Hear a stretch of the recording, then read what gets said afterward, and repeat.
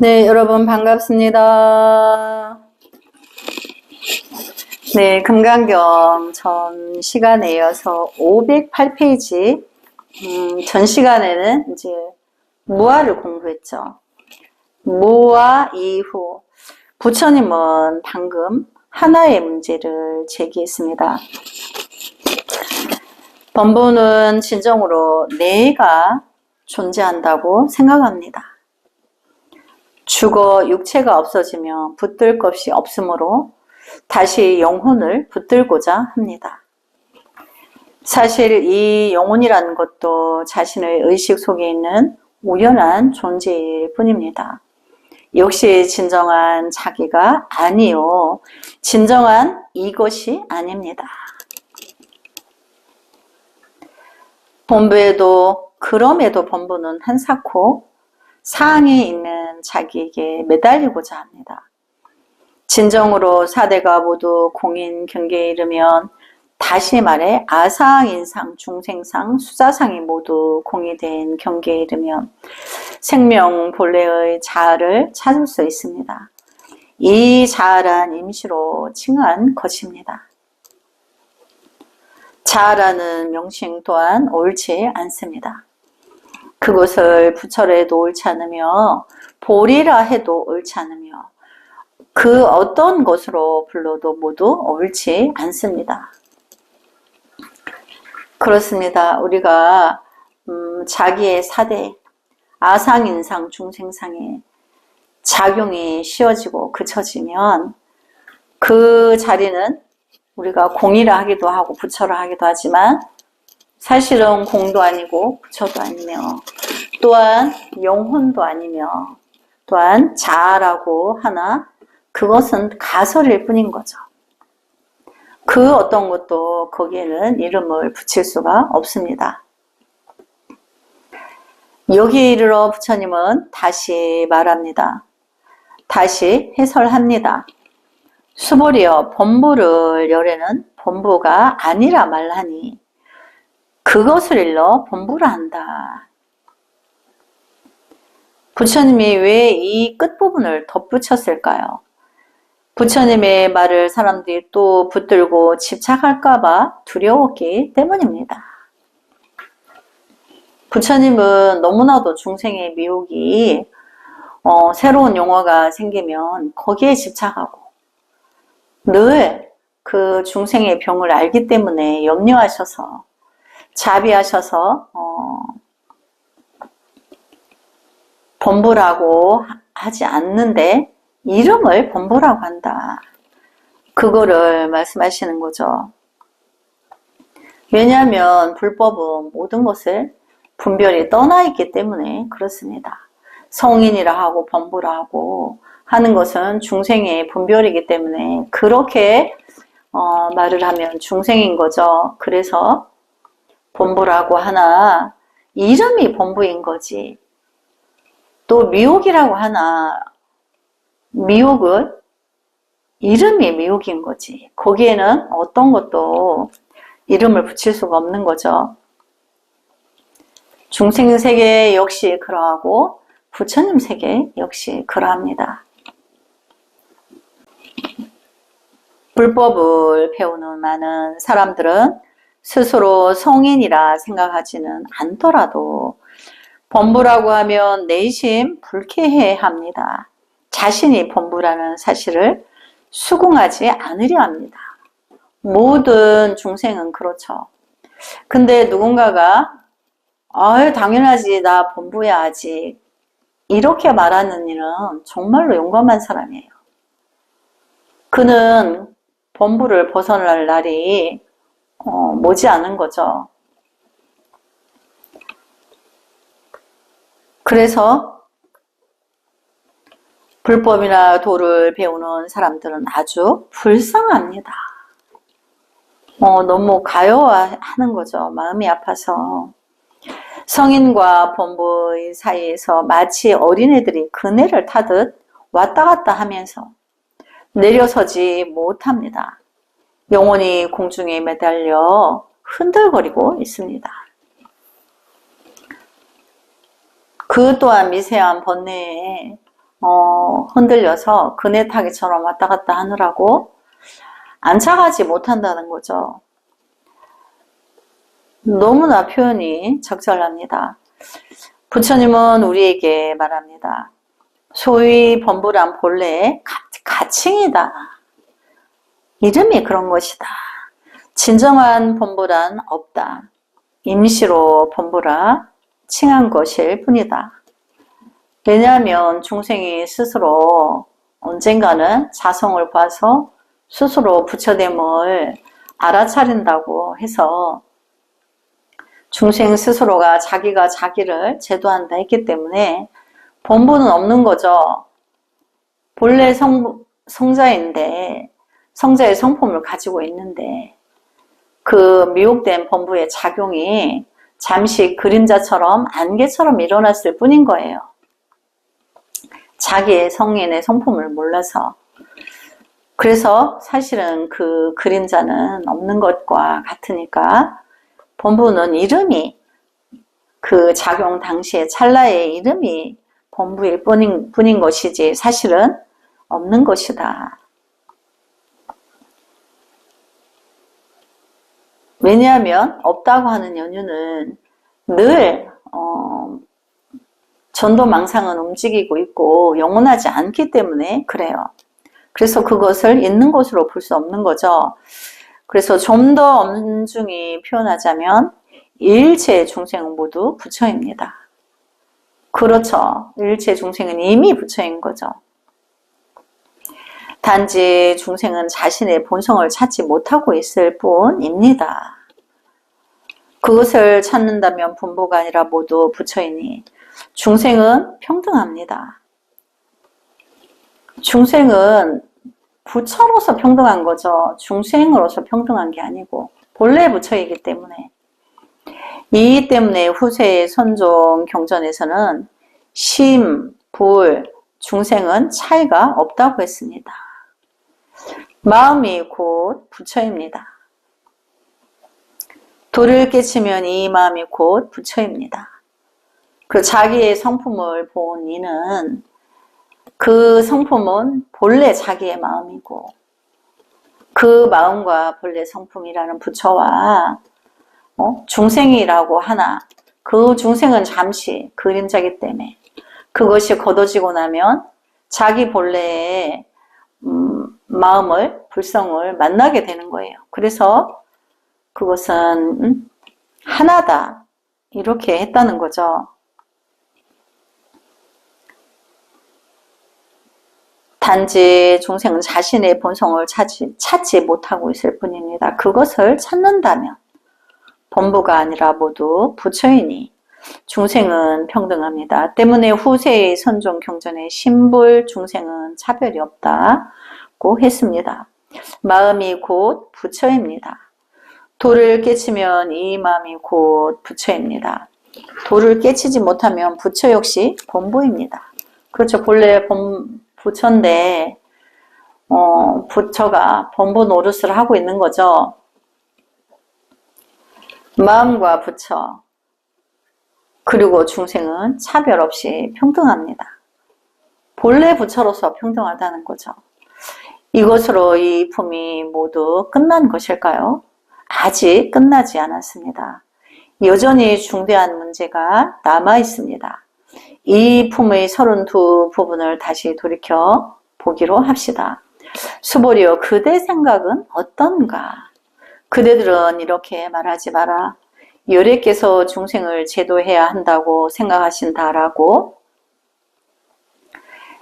여기서 중점은 아자에 있습니다. 부처님은 말합니다. 나는 중생을 제도하지 않는다. 글자 그대로 해석하자면 이렇습니다. 부처님은 왜 이렇게 말했을까요? 전편의 뜻은 다음과 같습니다. 사람이 진정한 무아를 깨닫고 수지를 통해 진정한 무아를 증득하면 곧 부처라는 것입니다. 이 부처는 무아이므로 자연 무중생이며 무수자입니다. 이것이 바로 부처의 경지입니다. 그러므로 무아의 경계에 이른 것이 바로 부처의 경계입니다. 일체의 범부는 모두 아상, 인상, 중생상, 수자상을 가지며 또 일체의 관념에 집착합니다. 이는 모두 내가 있음으로써 야기된 것이므로 진정한 무아는 곧 부처의 경계입니다. 일체의 범부는 모두 아상, 인상, 중생상, 수자상을 가지며 또 일체의 관념에 집착합니다. 그렇죠. 중생은 안이비설신의 육군, 육처가 오온을 만나서 7식, 8식으로서 자기의 아상을 만들어서 집착하죠. 아상, 인상, 중생상, 수자상을 만들죠. 그것은 처음부터 아상이 있었기 때문에 수자상까지가 형성이 된 거죠. 그래서 그 수자에 집착한다는 거죠. 그 수자상에. 그것이 자기의 집착과 또 무수한 고집을 만들어내죠. 그것이 중생의 업입니다. 자기가 고집이 세면 내가 업이 무겁구나 이렇게 자기가 스스로 알아차려야 됩니다. 그렇다면 무아 이후를 무엇이라 할까요? 주의해야 합니다. 불법을 연구하는 사람들은 대개 무아라는 말을 들으면 무의식적으로 주석을 덧붙입니다. 무아가 곧 공이라고요. 부처님은 이렇게 말하지 않았습니다. 무아가 공이라는데 부처님은 절대로 그렇게 말씀하지 않았다는 거죠. 부처님은 단지 무아라고만 말했을 뿐입니다. 공이라는 것은 우리가 갖다 붙인 것입니다. 만약 나에 집착하는 범부의 경계를 진정으로 모두 떨쳐버릴 수 있다면, 소위 놓아버릴 수 있다면, 더 이상 놓아버릴 수 있는 경지에 이르도록 놓아버린다면 생명 본래의 모습을 찾을 수 있습니다. 나라는 그 아에서 그것을 떨쳐버리고 끝까지 놓아버릴 수 있는 그 바닥까지 저 깊고 깊은 깊이까지 가면 결국은 본래 자기의 성품을 바로 본래 생명인 불면하는 생명인 자기를 볼 수 있다는 거죠. 생명 본래의 모습을 찾을 수 있습니다. 억지로 이것을 표현해 본다면 우리 생명의 진아라고 할 수 있는데 이것이 바로 부처님의 경계입니다. 그러니까 무아가 진아가 되어야 된다는 거죠. 그렇다면 여러분은 불경 전부를 찾아보려 할지도 모르겠습니다. 불경 전체는 3장 10입으로 묶어 볼 수 있는데 실제로 이 중 어떤 것은 진짜이고 어떤 것은 진짜가 아닙니다. 진짜가 아니라고 해서 완전히 엉터리라는 것은 결코 아닙니다. 이들은 후에 부처님의 제자들이 스스로 수지에서 얻은 바를 부처님이 말한 것이라고 가탁해서 써놓은 경전일 겁니다. 그럴 가능성은 아주 높습니다. 이런 것들을 전부 합쳐 말한다면 불경은 대략 5,000권이 넘습니다.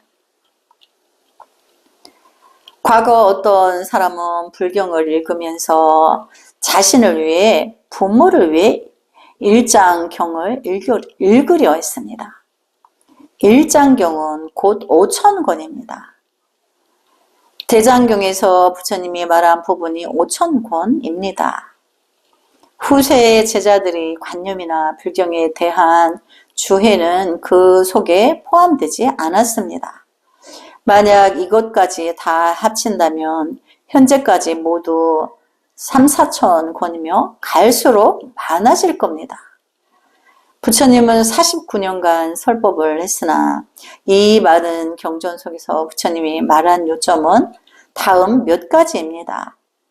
세간일체는 무상이며 세간일체는 무상하여 어떤 것에도 머물 수 없고 어떤 것도 변하지 않는 것이 없으며 어떤 것도 나에게 속하지 않는다.